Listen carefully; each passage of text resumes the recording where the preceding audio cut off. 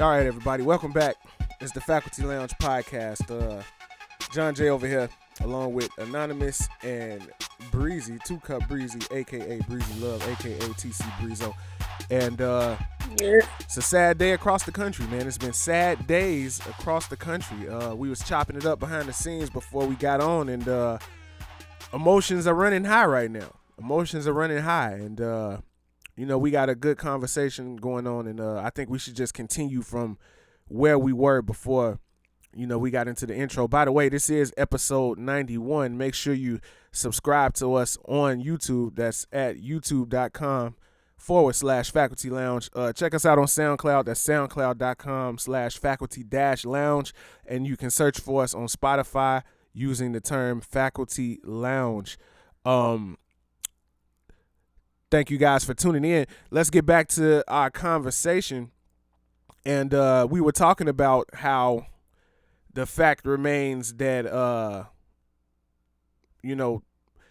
they're closing off these areas to prevent the vandalism and looting. And we're seeing looting and vandalism taking place in our own neighborhoods. Yeah, that's a hard place to start. Yeah. It was going hard. Yeah. That's a hard place to start the conversation. I know. To jump in. We can go back. I just wanted to let them know how far we made it, before we turned the cameras on. Yeah. See, because I guess we was talking about the whole looting. Yeah. What does it have to do with the protesting? What does it have to do with the death of the death of one black man? Mm-hmm. They always paint the picture that it's the death of one black man. Yeah. Say his name. Say his name. And it's not just his name. It's not just his name this week. Yeah. And that's the problem. I wonder about situations like this where we see public outcry, right? And it always takes me back to that movie I was telling you about called Wag the Dog, right? If you haven't seen Wag the Dog, check it out, right? I think about manipulation of the people. So last time we were on the show, episode 90, we talked about how we don't see any more coronavirus headlines.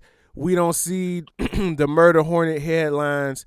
But now all of a sudden, police brutality is popping back up on the news, right? Before, yes, and that's the thing. But now, so I guess, oh wow.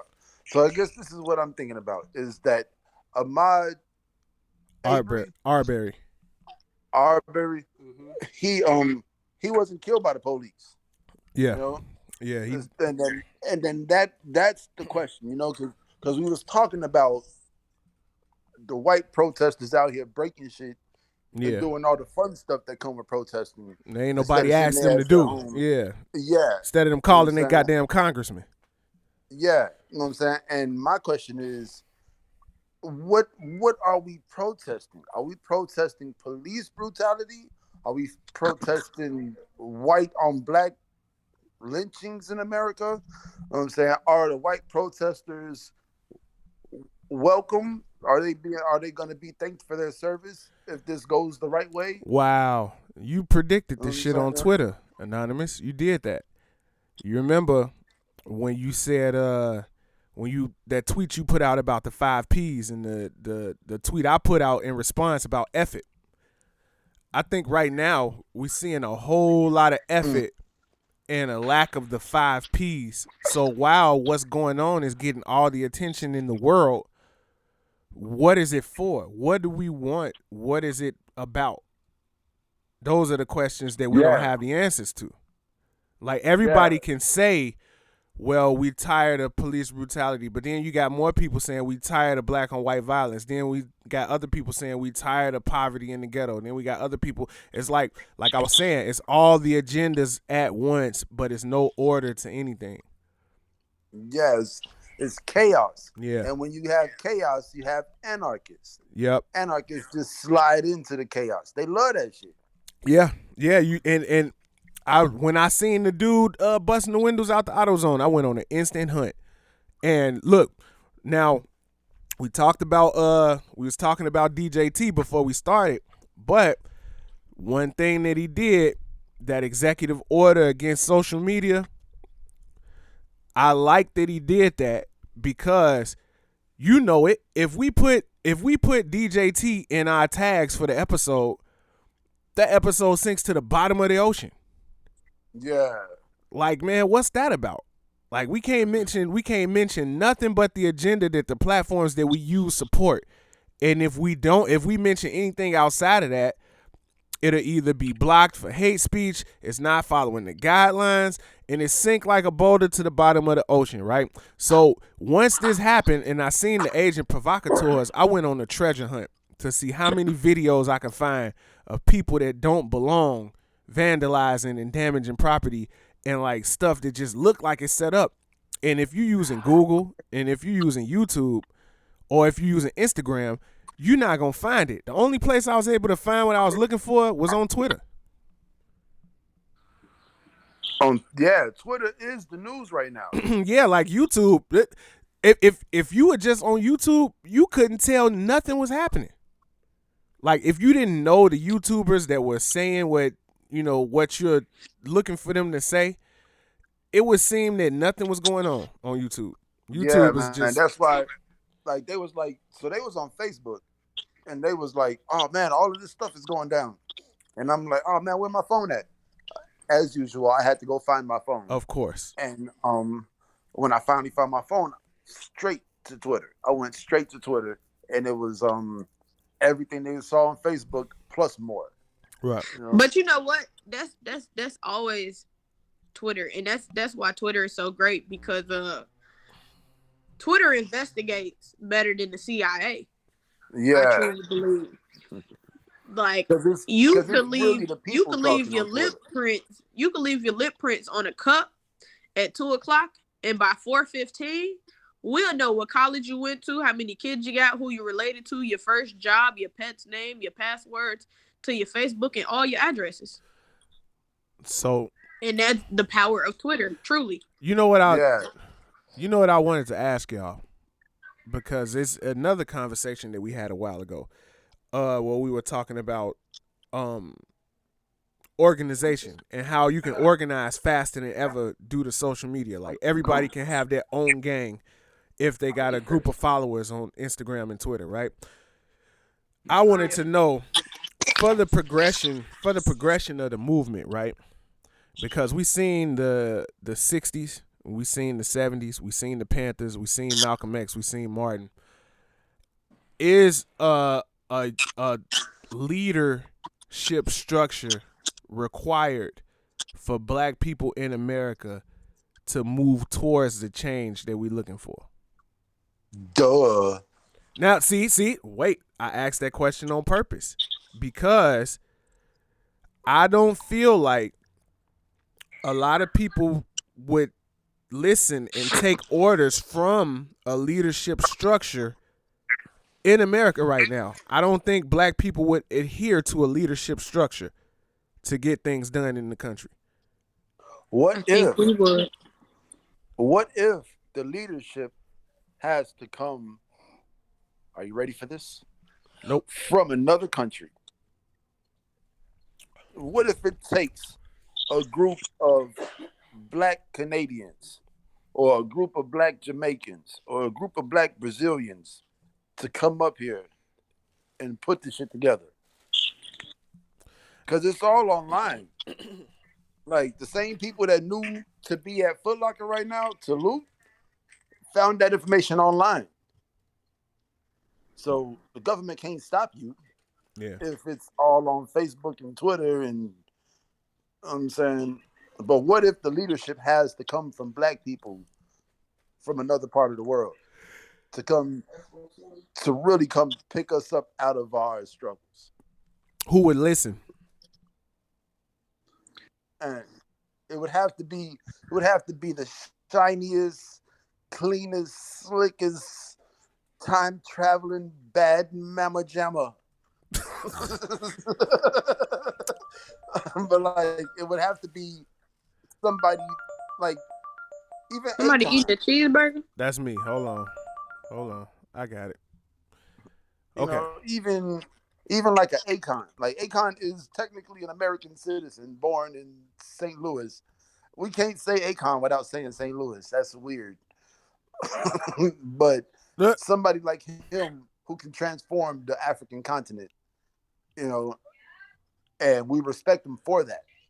You know, maybe like, but see, we're always we that's the problem though. We go back to entertainers, right? And it's not entertainers.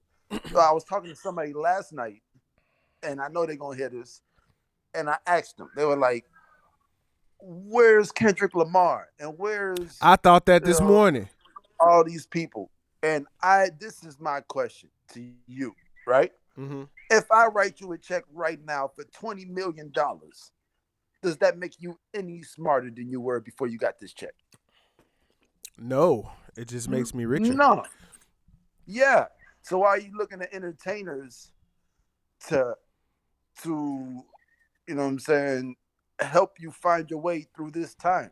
Well, I think like when you say Kendrick, they didn't go to school for it. They didn't go to, you know what I'm saying? Like now, did you see the two entertainers that I saw that was out there in the trenches? I saw Ray J.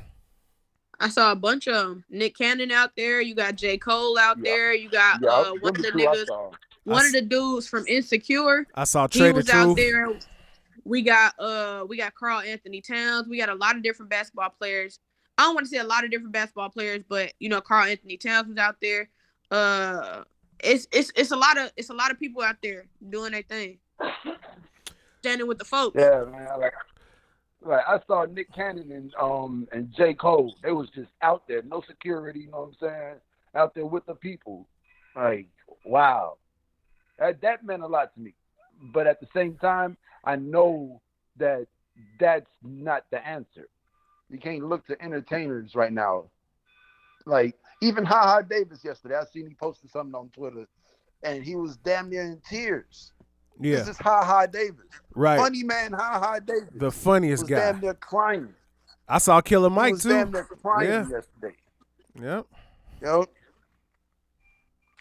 It's like, okay, entertainers are voicing their opinions. People are listening to the entertainers, but they don't have the connections. You can sit here. I'm gonna compare somebody like Karl Anthony Towns, right, to somebody like a Joe Freshgoods. Yeah. Karl Anthony Towns could probably walk into the NBA, and he could probably walk into Nike. Yeah. And talk to somebody and get something done, right? Whereas somebody like a Joe Freshgoods could walk into the food depository, into Reebok, Nike, Adidas. You know what I'm saying? Yeah. Or like a million other places, McDonald's, like anybody who he's ever done a collab with, like, and in a time like this, I would say that NBA player that you've gone out and bought the jersey for and supported and got in the lunchroom fight about, he can do less for you right now than somebody like a Joe Freshgoods. Yeah. Like, even though he has all this money, he doesn't have all the connections. Like, he's probably never sat in a room with the mayor of Minnesota. Yeah. Oh yeah. And Karl Anthony Towns is a great. I didn't even think about it. He's a great example because he's in Minnesota. He's where all this shit started, right? Yep. And his mother passed from COVID-19. From COVID. Yeah. Was his mom and his sister, or just his mom? I didn't know about his sister. I knew his mom for sure, but I didn't know about his sister. Maybe, but I'm not sure. But you know what? I think but it's really about connection. Like, you really have to be connected in order to make a change. And I mean, there's people who are like, they got these like Pulitzer Kenny. You know what I'm saying? Like, yeah, he's got a Pulitzer Prize and he's well spoken and he's probably even gone out and educated himself on some J. Cole shit. Like, after he got rich, went out and took a couple classes, but they don't owe us anything. I don't think the entertainers owe us anything, and I don't think they're going to be the ones on the top level of the black leadership that we need. Well, I don't think to get us out of this funk. I think people like Kendrick Lamar comes to mind just because the message that's in his music. Like when I look at Chicago, I think about Polo G. I think about Common. I think about Twista. I think about people who have the message. Like when I think about Atlanta, I think about Outkast. It's like this is the message that you've been preaching in your music for, decades. Like this is the shoes out of the boxes. This is what you've wanted your place of living to be. This is what you wanted your people to be. And when your people are in crisis, I think we look to those people for that same message. Like, we need to hear that from you. Like how Kendrick made We Gonna Be All Right. He made that. That song was provoked out of what was going on in the street. Yeah. So that's why. Some good music. There's going to be some good music and some good books. There's going to be some good music first and then some good books. I mean, just in the next coming decades. Just like you look at Muhammad Ali, look at LeBron James. Like, these dudes are entertainers, they're athletes, but they're outspoken in the realm of progression in politics in our country, especially with black people. So now, I don't think it's out of pocket to look towards them. But I mean, if you're looking for Lil Pump to get up and say something, I mean, I think you just misguided. But like as far as like Kendrick and Cole and them, yeah, I think as far as the message that they promote and the way they mobilize people with their music, it's partially their duty. Yeah. I really feel like they don't owe you nothing like that. Like, but what about I make really good empanadas, right? I make the best empanadas in the city. And everybody comes from around the city to bring me business. And some people say, I only come here because you got good conversation. Or I only come here because you got the best empanadas in the city. Or everybody else likes you, so I follow. And then somebody else's kid, doesn't have the money to get into college, or the team doesn't have money for the uniforms, or, yeah, you know what I'm saying? Something like that. It's not on me to go out and buy your team uniforms just because y'all support me. Bro, I think what you missing is it's not that you owe it to me, but it's certain things that are expected of you as a public figure and a so-called voice of the people. Just like Joe Nim. Joe Nim are not politicians. They don't run a charity organization. But when COVID happened, they were on the front lines giving money to people, like actually giving money to people. Like I really giving, yeah. Yeah, like I wouldn't, if Ice Cube didn't have nothing to say, I would be hurt. If Ice Cube went on the Today Show and just talked about the Big Three, I would have felt hurt. Because I expect Ice Cube to be the voice for us, because that's the platform that he stood on. That's why we supported him. We supported him because he brought that voice. He spoke for us. So in the time where we need you to speak, you can't be like, man, I don't know y'all nothing. I'm about to go swimming. Can't do that. You can't do that. You can't be. You can't drink. You just can't sit back and drink a limerita and call it a day when the country is on fire. You gotta step up and say something. And when I seen the shit start happening in Chicago, man, it's like I automatically thought, like, man, I wonder where Twist at. I know Common don't live here no more, but I really thought about Twista, because Twista be around. And I'm like, I wonder where Herbo at. Like, I wonder where these guys at that, to some degree be around. And even if they are around, what would they say? And would Herbo people listen? Herbo at Foot Locker getting all the G-Fazos. Yeah, and I think they looting the plaza right here on Roosevelt and Karloff, between Karloff and Pulaski, because I see people running over there now. I'm sitting on my back porch, so I can't really see. But yeah, you hear all the horns honking and shit. Nah, I see people running. Yeah, man. Yeah, but the cops are not stopping the looters. They're not gonna stop it. The cops are officially not stopping the looters. Yeah, they're not gonna stop it. Shit. I'll take some Nike socks. Here, I'll let y'all in about 17 minutes. See, and that's what I'm saying, man. How can we take ourselves seriously when it's like, okay, it's one thing to understand something, it's another thing to condone it. Yeah, I'm watching a group of people run with stuff right now. See, look, it's the land of the free and the home of the brave. That is literally the definition of looting. That's the whole definition of looting. You got to be brave enough to go get that shit for free. You know what I'm saying? And that's the opportunity that America provides. Well, this is just one way that America provides these opportunities for you. Like, a clerk might walk into my job, sell me something they stole, and I go around, turn around, and sell it for 4 times as much as I paid for it. Mm-hmm. That might happen on any given day. It's an opportunity that I seize. So what I'm thinking about is, right, like, okay, looting is going on. So supposedly the city was supposed to open back up, right? And people are supposed to be going back to work. People are supposed to get back to the money, right? What happens now?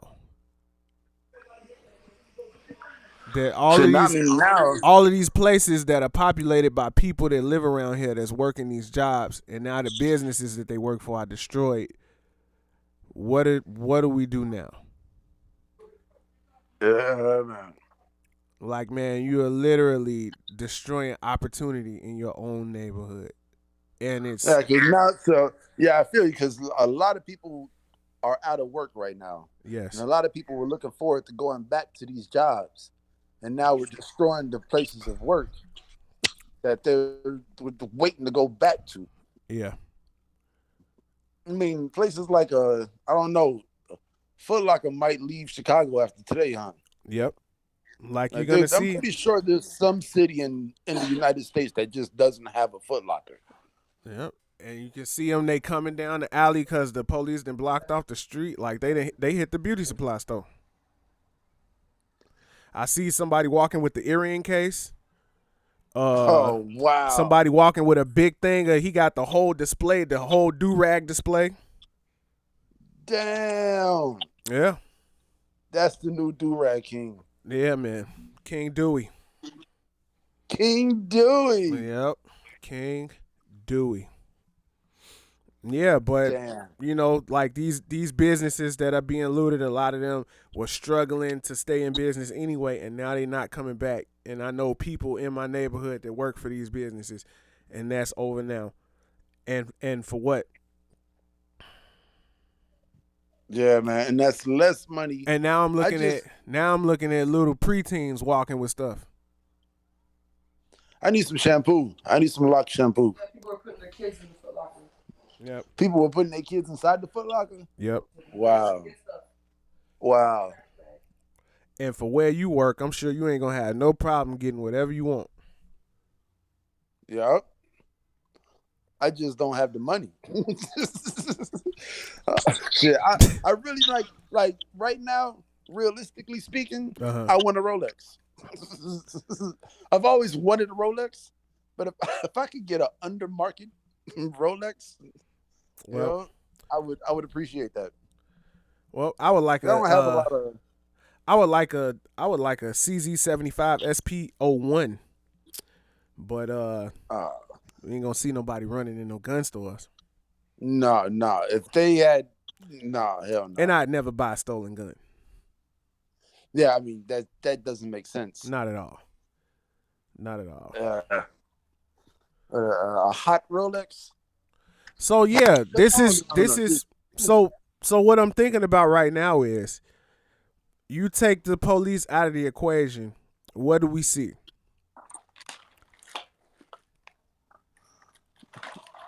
I don't know. Because that's what we seeing right now, right? Like she said, the police are not coming, right?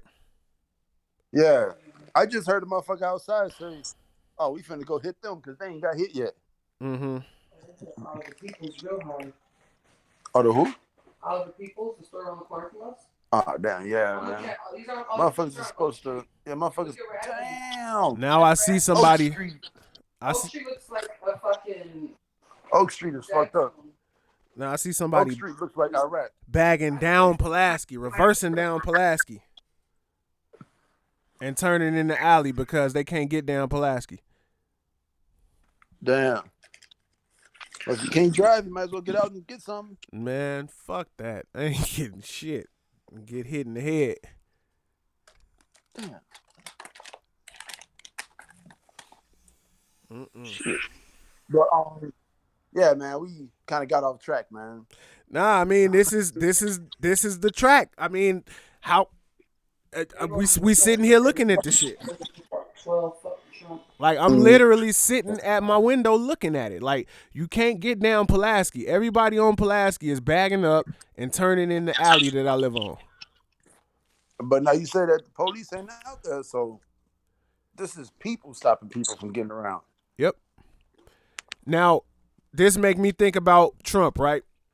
So Trump put out that tweet that said, when the looting start, the shooting start. When he posted that, I didn't think about no police shooting nobody or no National Guard.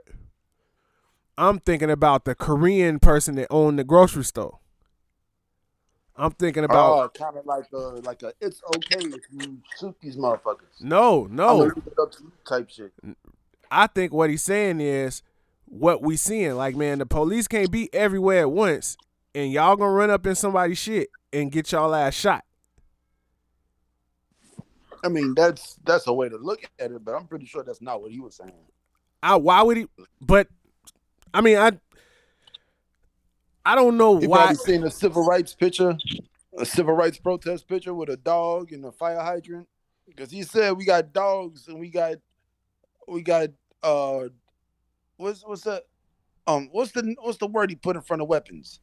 Ominous, the most ominous weapons. I don't even know it. I'm pretty sure he used that word out of context. Yeah. Unless he has an ominous weapon. I'm just thinking about my homie that's a police that's out here right now. Yeah, man, there's a lot of police out here that I see on Twitter and Instagram, and they're like, me, I'm here with y'all. You know what I'm saying? And then I see one white police, he was like, hey, all the good police, y'all keep scrubbing. Well, you know. Right.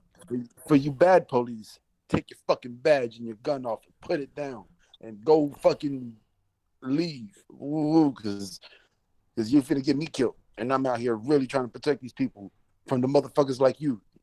Ooh. But how do police hold other police accountable? I don't think they can. Right.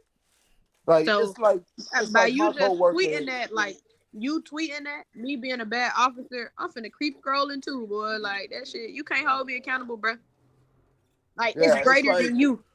It's like my coworker not stocking the shelves. Then I get to work and I got to stock the shelves. And I'm like, hey, you ain't stocked the shelves yesterday. They're going to be like, fuck you. You're not Speedway. You know what I'm saying? You're not this fucking gas station. Right. How the fuck? You can't tell me what the fuck to do. My manager ain't tell me shit. What the fuck you gonna tell me? Yeah. Right. Exactly. So that's like it's just a job, you know? No. The shit like it's the shit that you do for free that makes you who you are. That's what really people don't realize. You know? I haven't really said much throughout this whole episode. I think I'm just eating Flaming Hots. That's John ass. I'm not even eating. I'm not eating nothing. Then who the fuck eating something? Who digging in a bag? Yeah. I don't know. Jonathan, guilty. I'm not doing anything. You see my hands? My hands are up. Don't shoot. I think it might be your chair. I think I'm just truly exhausted. Like I'm exhausted. I'll be right back, y'all. It ain't really much we can say or do, or like I don't know. I feel like don't tell us how to be angry. That's how I feel about it. Don't tell us how to be angry. Y'all ain't. Don't be outraged by these actions when y'all not outraged. Don't be outraged by the effect when y'all not outraged by the cause. Yeah, it's a lot of people that's like, oh my God, they're fighting back. Why It's a lot of people, yeah. That's the basic sentiment. It's like, yeah, oh my like God, how dare y'all? Why are you fighting back? How dare y'all do this on such a level? It's like this shit could be avoided because guess what's gonna happen? For the next couple weeks, we gonna keep seeing the same shit. We gonna keep, and I had posted about this. I was like, bro, we gonna for the next couple weeks, we gonna see innocent black people get killed by police. Cause that's how it come. It come in streams. We gonna see a bunch of innocent black people get killed, especially with everything that's going on now. But we gonna turn on CNN every day. We gonna hop on Facebook every day, and we gonna see ourselves and people that look like us get killed. And it ain't nobody gonna be tripping. And then it's like, what frustrates us is like the same way y'all dig into our past, once y'all kill us and then y'all say, well, he got in a fight when he was 12 years old and that made him violent now at 37. The same way y'all dig into the past and do shit like that, motherfuckers dug into this police officer's past and found out you used to work with Mr. George Floyd.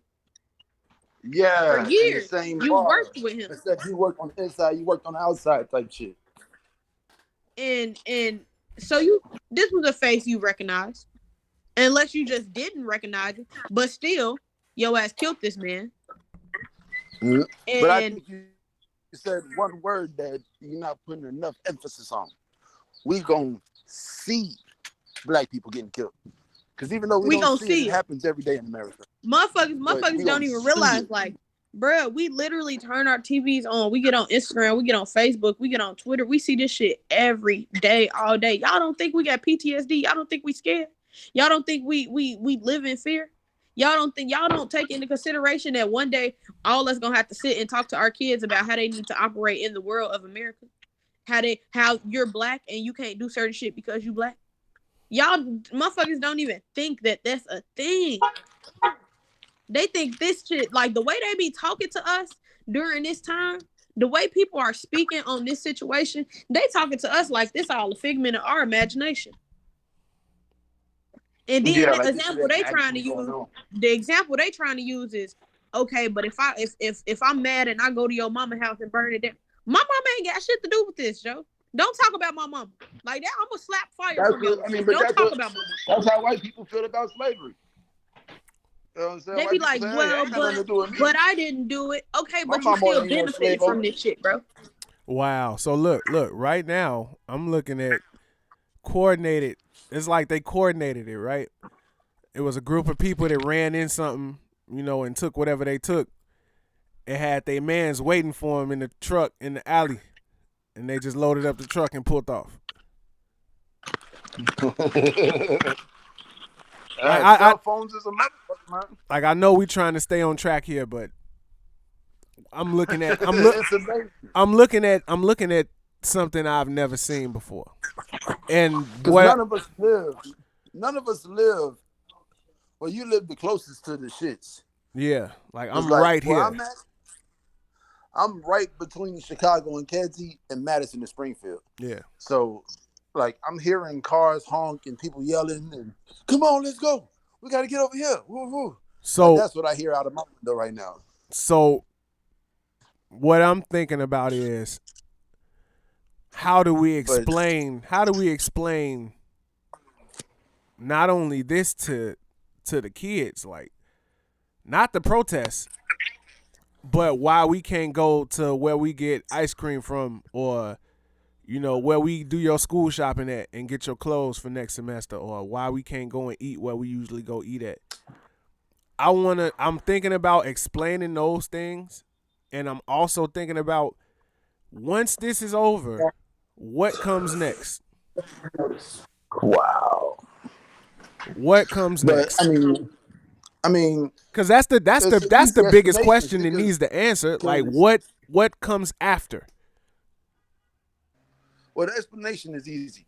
because your kids are going through the same thing you're going through right now. You can't forget that. They're already here. They're already alive.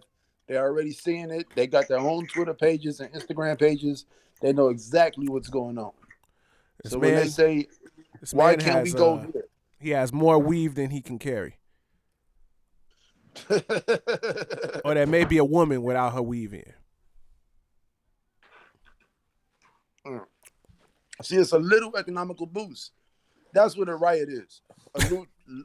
When motherfuckers start looting, it does ease the economical strain for the next couple of months.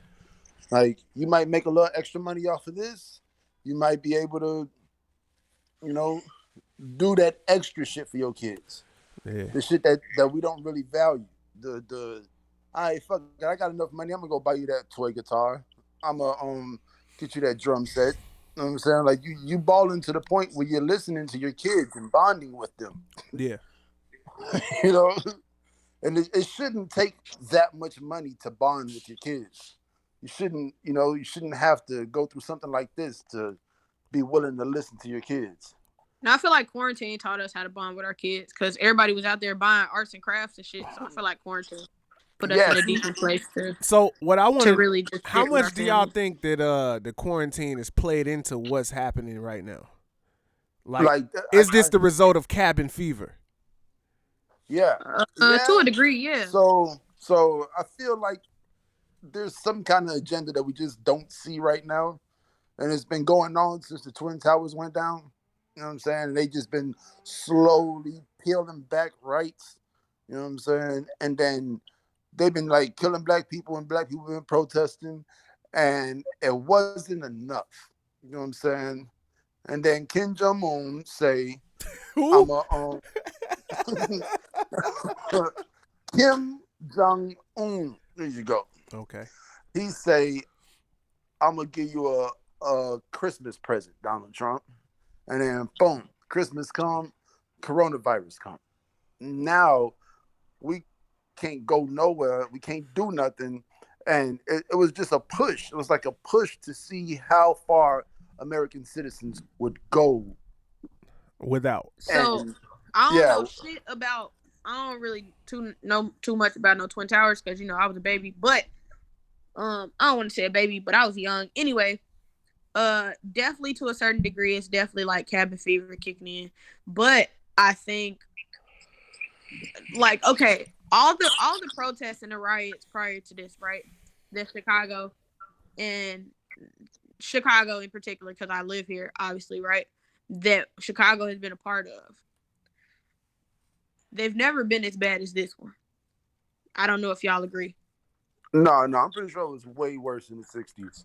They killed. Yeah. But I'm saying, like, in my lifetime, like, I'm 26. In my lifetime. Oh no, when the Bulls won, it was worse than this. Yeah. Okay.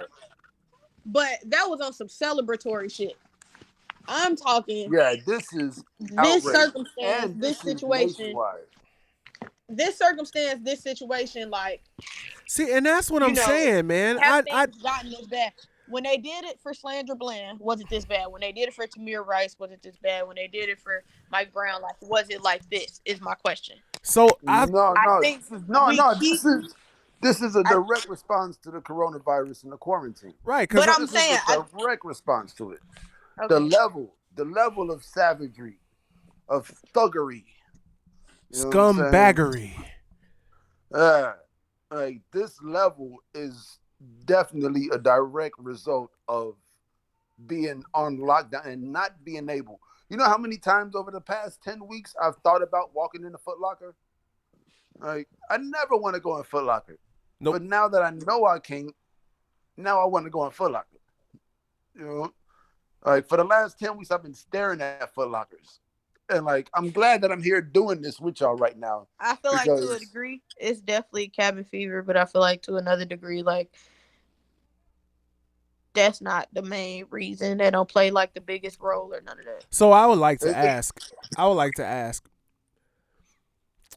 with everything going on, and we think about all the black men and black lives that we've lost thus far, what do you guys think their thoughts are from heaven looking down at us now? Well, we'll never be able to find out now, will we? Yeah, man, that's a tough question. I don't think. So I'm thinking about both of them. We don't know them personally. I'm thinking about Botham John. And I'm thinking about one of the last messages that was put out by George Floyd. And you know what I'm seeing right now, like, we can call it outrage, but a lot of people that I see out here, that's not what this is. No, this is opportunity. People taking advantage. Yeah, this is opportunity. But there's a lot of people y'all looking at in the hood. Well, I mean, where else they at? Though? I mean, it's 50 states. I'm looking at more than half of the states are literally in protest. They in riot behind this shit. So yeah, in the hood, these motherfuckers probably just being hood niggas, doing hood shit.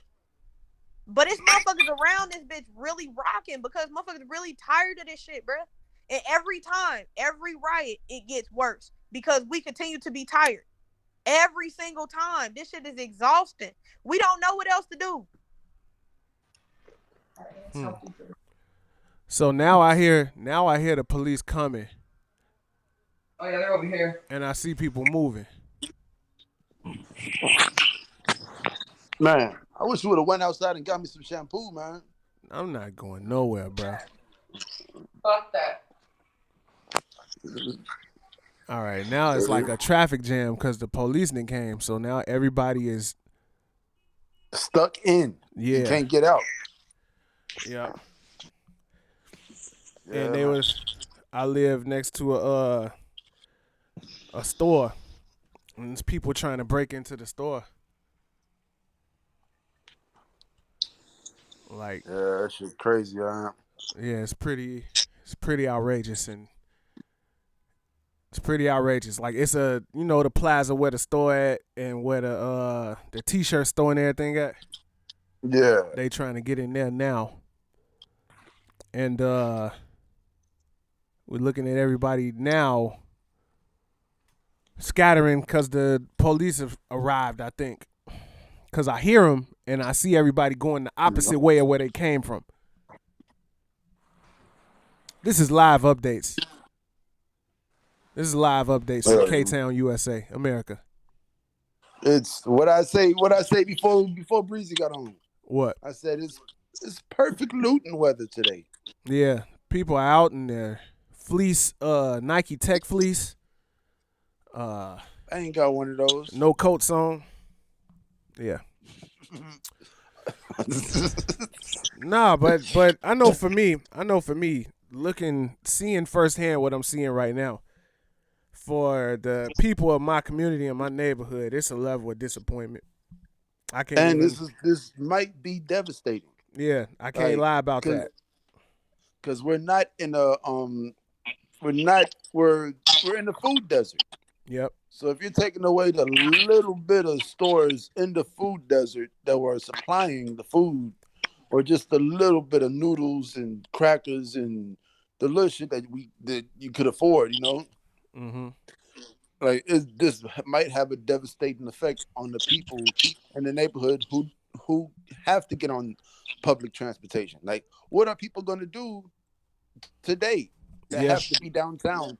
The essential workers that have to be downtown at 11 o'clock tonight. Listen. That can't get on a bus or a train to get to work. Listen, my fiance is at work right now. I don't want her to leave. Oh, wow. Yeah. That's tough. Like, man, the boy is away from me right now. I don't know what's going on. I know he's safe, but still, it's like, man, I don't feel good. Yeah, man, it's a tough time. Indeed, it is. Yeah, man. And I try not to go back into the things that I've learned, but I'm not really given much of a choice given what I'm seeing, as far as we seeing the results of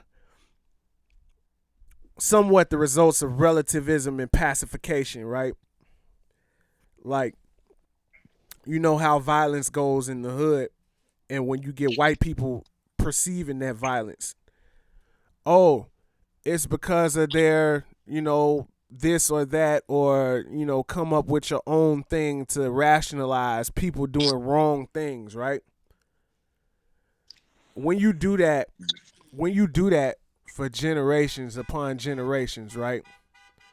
There is a time where there is no room for morality because you subscribe to the same relativism that made the bad things that happened before you okay.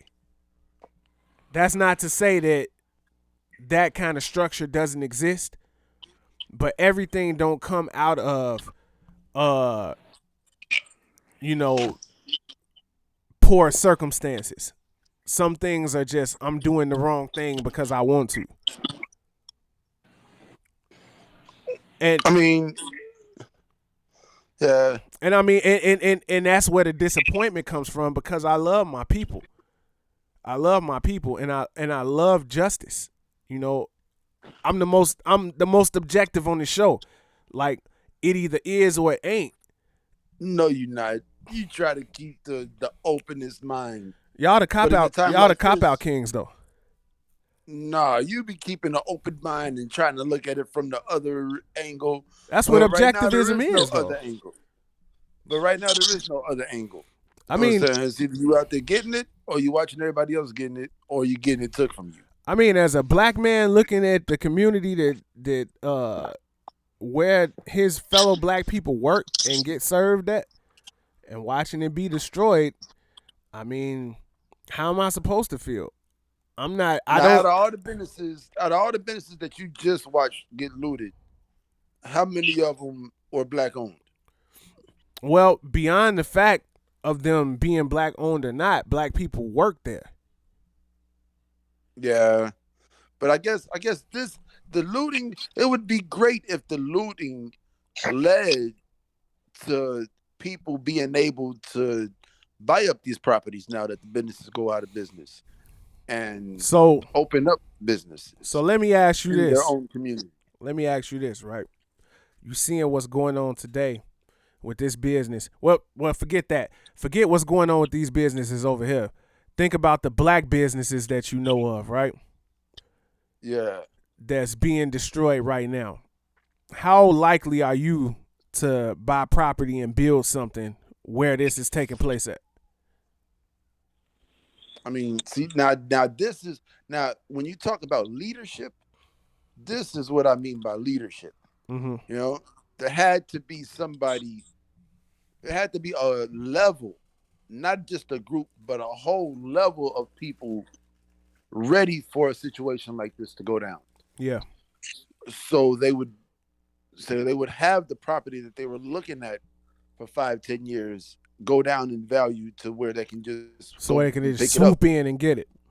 Yeah. And now this is what we need as far as black leadership in the community. You need the preachers that are preaching this. Like if you're at the bottom, if you're gonna loot, you know what I'm saying, loot these places. These are the places that the people 2 levels above you are looking to buy. Yeah. Okay, so come up with a CC in the email and send that to everybody. You know, or like, but it's not like that. It's a subtle thing. You know, it's more of a use code words, not code words, but like triggering words on Facebook and Twitter, and get it.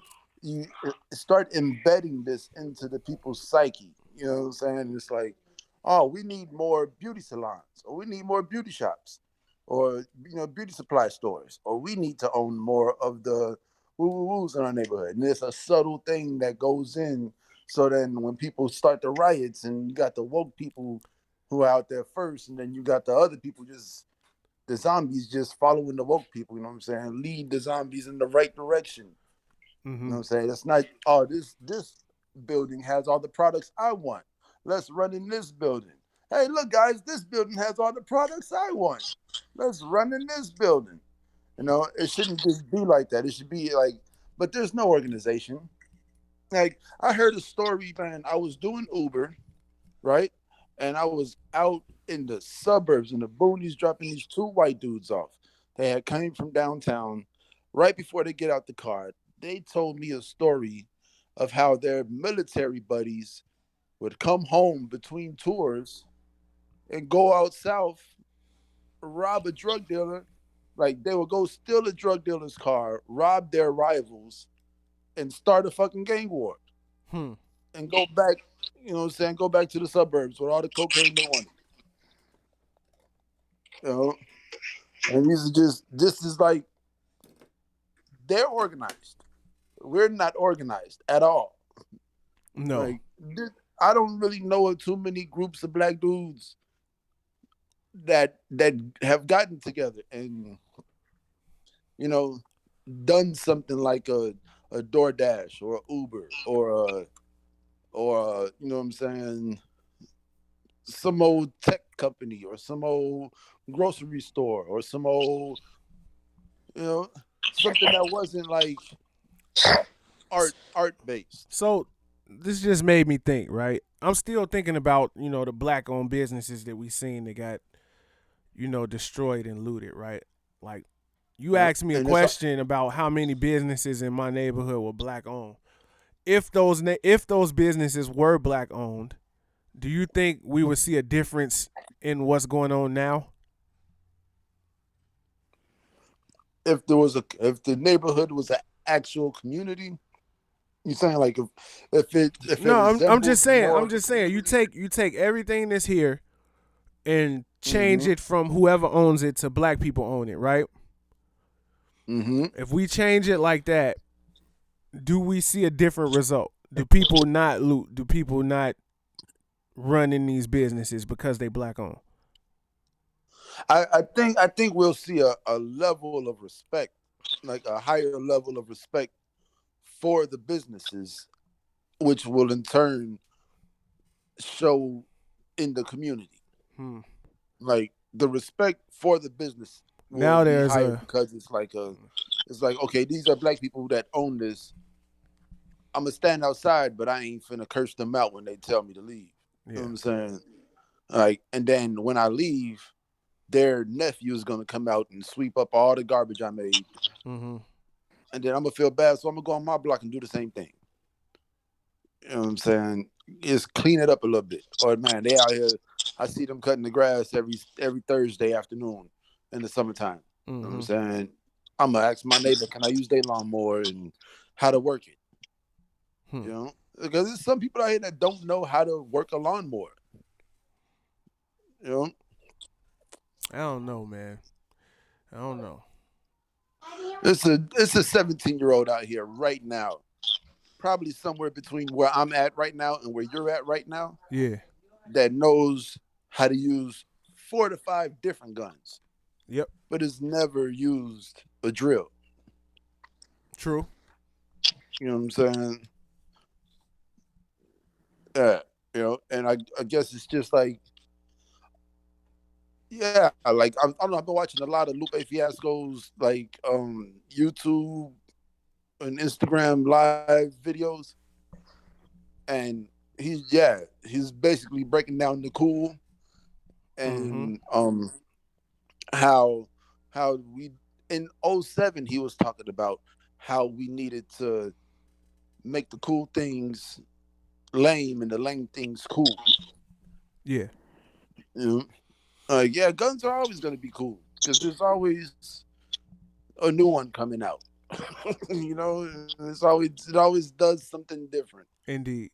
But the objective never changes. You hit a target, but you can do it fancy. You can do it a lot. You can do it loud. You can do it softly. You can do it Is quietly. You is can do it invisibly. You is know, is Breeze out here? Is Breeze on the line? Breeze, are you there? Yeah, I'm still here. So let me ask you a question, right? Mm. What do you do tomorrow? What do you tell your friends? What do you tell your peers?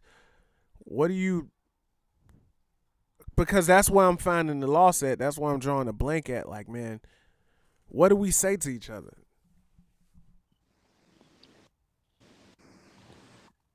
Man, it's perfect looting weather. How is your day going? I don't know, man, because it's like, what do you say? We That tired, I say. you say, man, I was looking at tickets to Canada. Them bitches kind of cheap right now. I don't know. I don't know. I just go back to the time that I was spending when I was in the woods yesterday, and it was like none of this existed. And I don't mean that in an ignorant way where it's like, okay, let's just run away from our problem. But it's like, man, you said it, Breeze. Living in the ghetto, you develop PTSD over time because it's just bad intentions everywhere, right? It's bad Mm-hmm. intentions. It's bad intentions everywhere, and you know it, and you feel it. So it's like now I'm sitting here looking at what I thought and what began as people being outraged and has now turned into a feeding frenzy, and I don't even have words. I don't have words for how I feel right now. How I'm thinking about my fiance and I'm worried. I don't have words for that.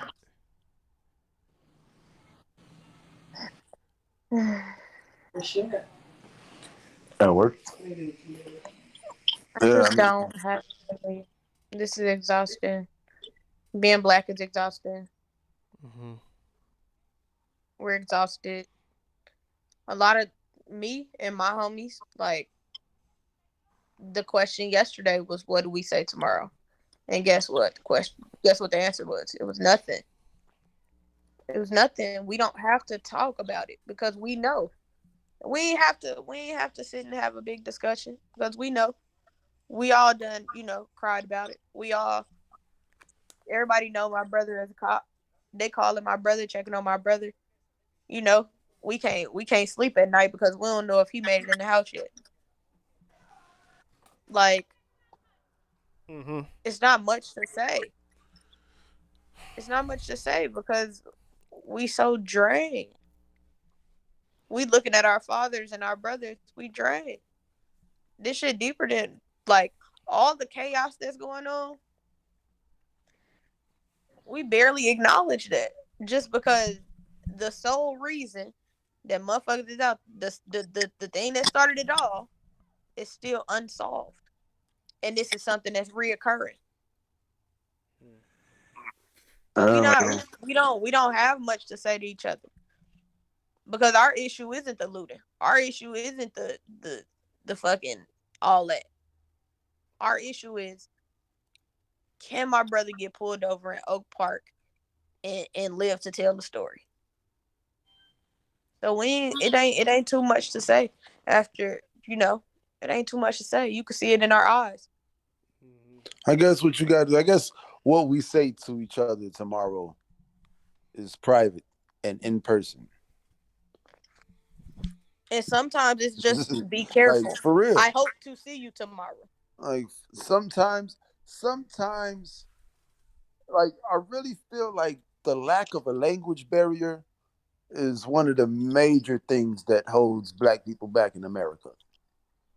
Like the fact that black people can't say what they want to say to other black people without everybody knowing exactly what they're talking about. Mm-hmm. Like That's a that. fact. That's a fact. People feel so entitled to know what black people got to say and what we I'm feel saying and how what do y'all think we should do? Why do y'all stop talking to because us? We don't fucking know. because it's a lot of We don't know. other races out here. Y'all can't forget about all the other races. They got their own languages that aren't really going through the same shit. Yeah. Like it's painful to be Latin in America, but it's not as hard as being black in America. You know what I'm saying? And even being Latin in America, you can speak your Latin tongue with other Latin people. Right. You have a community And you can, assembled yeah, for you. you can get a message across without the white people understanding you. You know Mm-hmm. what I'm saying? or Yeah. an Asian person, or an Indian person, or Middle Eastern. Like all these, there's a language barrier. So it's like the cop pull you over, you're like alhamdulillah bum bum, and the cop don't know what the fuck you just said. You just said put the cocaine in your ass and hide the guns, Mm-hmm. But so there's no suspicion, like it's just like, oh, whatever, y'all talking that shit, and it's like there's power. I've always been a firm believer that power is secrets. Secrets are power. That's how you get power. Very You know what I'm true. saying? Very true. Like, and like when you stacking money, that's the secret, right? You don't let everybody know that oh man, I just put $20 with the other $75 I had. I'm stacking my money. That's how you Oh end man, up $100 broker. yeah, you know what I'm saying? Like it's a secret. You know what I'm saying? Like, or when you know something that somebody doesn't want you to know, you use that against them and you get them to give you power. You know what I'm saying? And then it turns into somebody else seeing something, and then now you have power over them, and it's you know. But yeah, power is secrets, Mm-hmm. and when you're the only one that's being completely transparent, you know what I'm saying? The whole world is always going to be against you.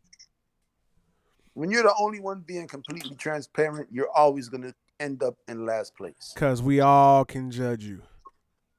Because we all Yeah, know what you're talking about. we all know exactly what you're doing. This lady is going back It's on just her fourth run. She the one that need to bring me some shampoo. Yeah. Like they are running, holding their boobs, trying to get there. Uh, It's crazy. But you know what I was thinking about, right? So as far as phase 3, what is about to happen? damn. So you think we ain't never gonna see another movie in the theater? Well, theaters were in trouble way before this. So I don't know. I would love to go to the movie theater. I would love to go and get a haircut.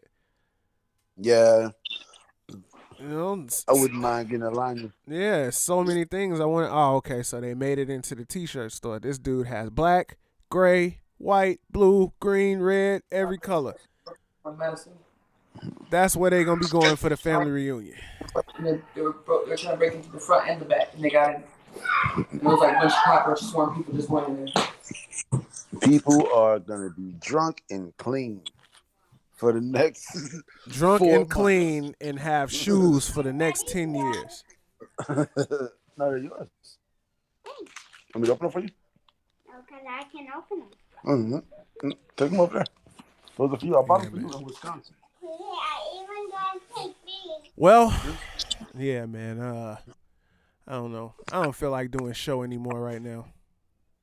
Yeah, man. I kind of just I just didn't want to feel go like it at back all. outside. Like it's Just miss I'm off. y'all. I was off for 3 days this weekend, man. Well, And the first night they shut the city down, and now I got 2 more nights to go. Where I can't do shit outside of 9 o'clock. I might just go for a nature walk. We was driving up there earlier, and I looked down at our feet, and man, we looked like some straight looters. We had all three of us had on the cleanest pair of shoes we owned, and all I wanted to do was get out the car and go for a nature walk. yeah. I was like, Well, fuck. But we home now. I can get back in the car with dirty shoes on and walk to my heart's content. Walk until I can't feel another human vibration around me. Well, I think some time for healing is definitely gonna be needed, cause it's definitely going down all around us, man. And if you listening out there, man, make sure you being safe out in these streets. Make sure you in constant contact with your loved ones and your people, man. Make sure you in prayer. Uh, this too shall pass, man. But for now, we have to deal with the results of many things. We have to deal with the result of many things, man. And you know, we seeing the response of people in the ways that they know how. But Yeah, but what about? I guess the one thing we haven't talked about this whole episode is us, is the people who aren't out there. You know what I'm saying? The people who are at home updating each other, the people who are at home FaceTiming each other, updating each other about the people out there looting. The people who have a problem with the looters, the people who just not gonna go out, the people who are gonna respect the 9 o'clock curfew and do everything they gotta do, and they're just, you know, the scared Americans. That's Well, the one person we haven't talked about. We didn't talk about the police. We didn't talked about the government. We didn't talked about the looters. We didn't talked about all the negative aspects of this. But then there's also the people who are just like at home, locked up, still quarantining. You know what I'm saying? Like somebody yesterday found out that they had the coronavirus, and now they're going home to quarantine for 14 days in the middle of these riots. You know, man, I seen the most powerful picture. We ain't talking about the kids who didn't go on prom, whose graduation would have been last night. yeah. You know what I'm saying? I seen a kid. My girl showed me a picture of this kid with his full cap and gown on in the middle of a riot. And they got like, you can see the police lights shining from one side, the fire going on the other side, people running in the background, and he's just standing there. A young black man standing there with his cap and gown on.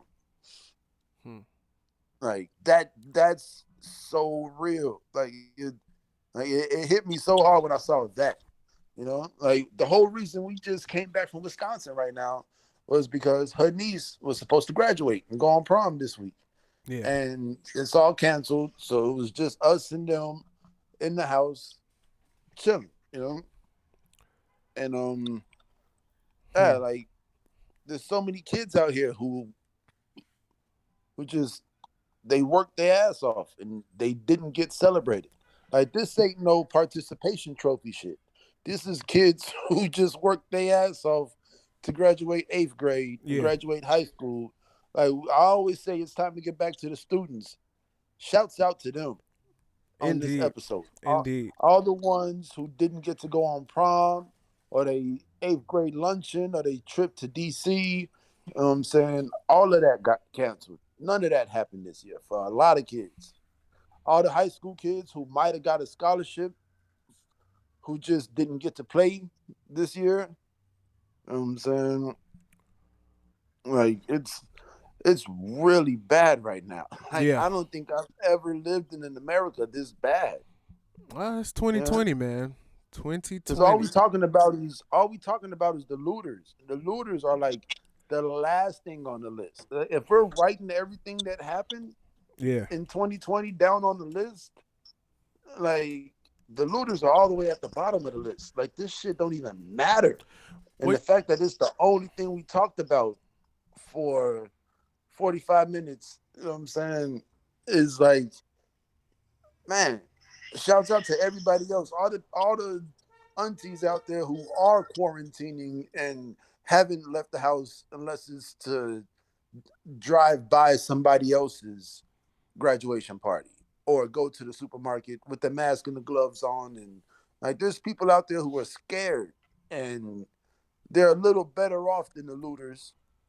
So there's no need for them to be out here going crazy, but they're also working class people, who haven't been in their office since the beginning of March, As who people. haven't, you know, And then it's let's not forget the people that are at work and having to commute right now.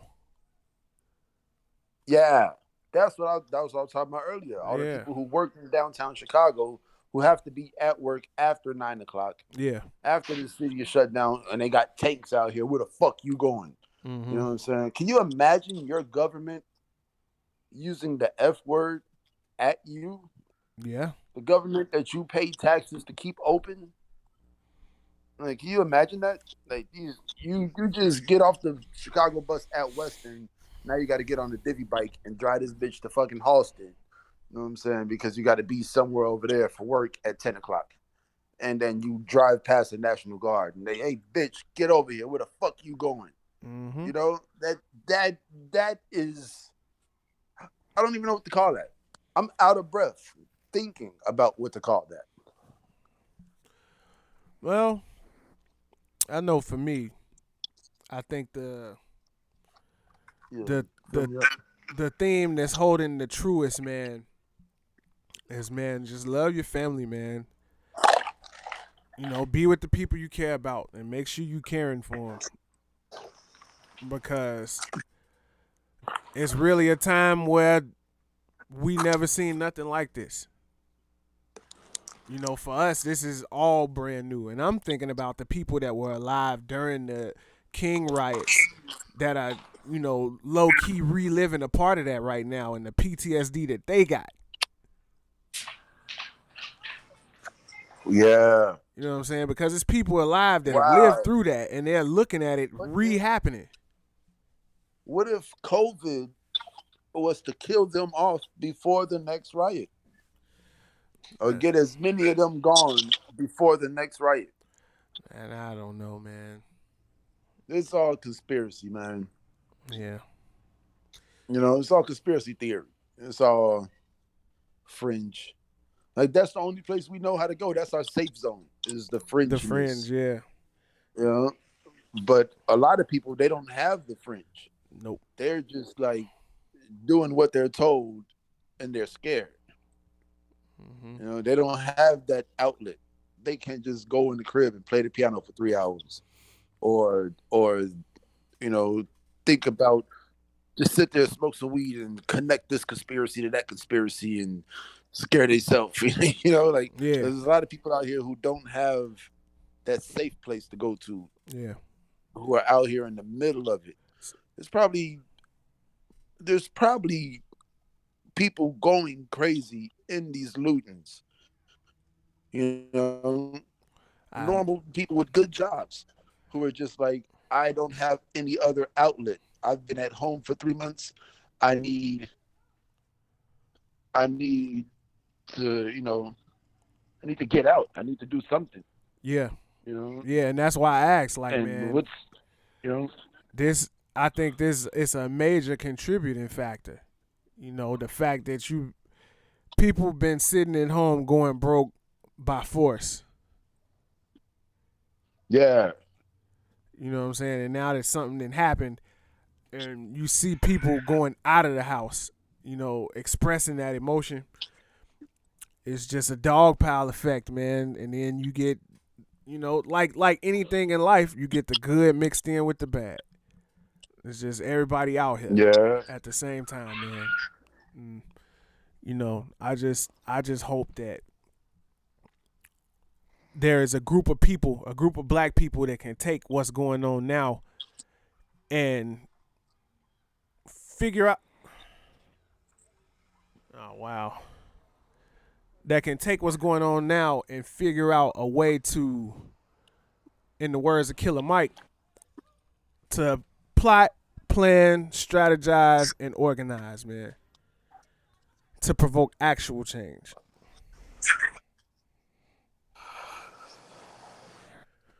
Yeah, man. That's what I'm hoping for. From the ashes rises the phoenix. That's what I'm hoping for.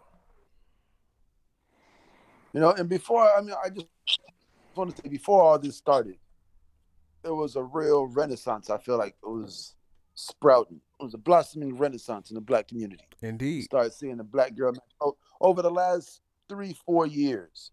And I don't know. I'm a fan of Kenya Burris.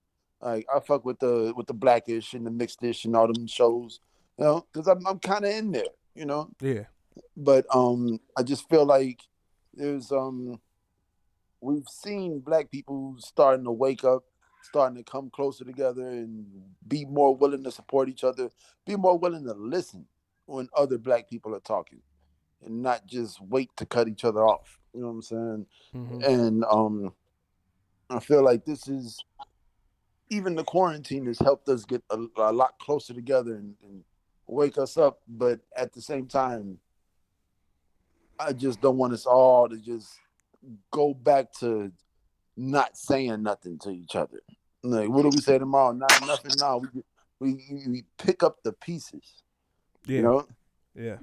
Even if I don't know, sometimes if I make a mess, I'll walk away from it so it doesn't piss me off, and then I come back and I pick up the pieces, right? Sometimes I'm really good at catching shit before it hits the ground. I don't know. That's just a trick that I can do. I can, if a pen falls out my hand, if a dollar bill falls out my hand, I can catch it before it hits the ground. It's dad But reflexes. sometimes, yeah, you know what I'm saying. Sometimes I, if I make a mess, I walk away from it, come back to it, pick up the pieces. Sometimes, boom, I make a mess and I pick up the pieces right away.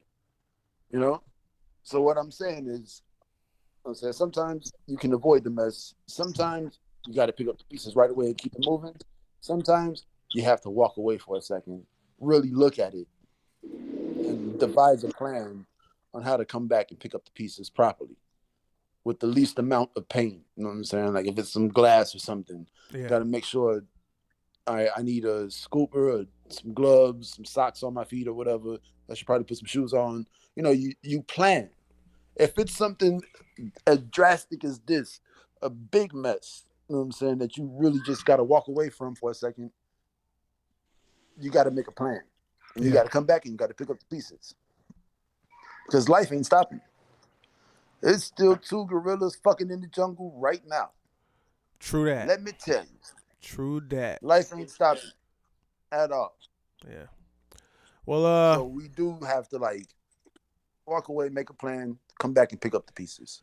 yeah, and you know, it starts here. It starts in these small ghettos nestled all around America, man. You know, it's two people that think like you. It's three people that think like you, and they know two people that think like them.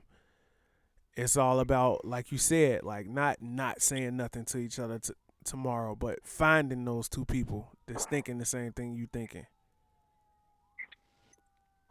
You know, And picking up the pieces eh, and planning a way to pick up the pieces. yeah, true that.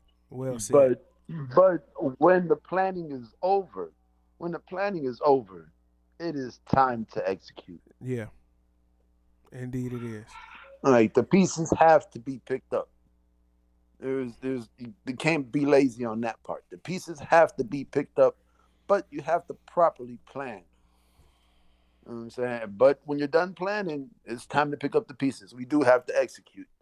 Like is we can only talk for so long before we need to start showing improvement. Mm-hmm. Speaking with our actions,